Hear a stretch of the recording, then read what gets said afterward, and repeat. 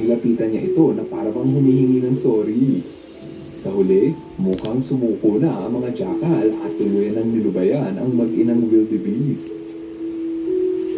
Maski ang mga nagagandahang zebra nakararanas ng pang-aapi sa kalikasan.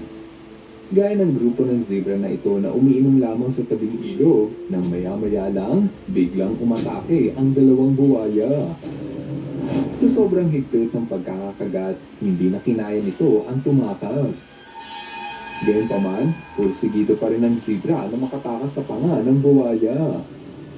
Sa huli, matagumpay na nakatakas niya ang zebra sa tiyak na Pero, sa kasamaang palad, nakakuha ito ng malalim na sugat sa bandang likuran.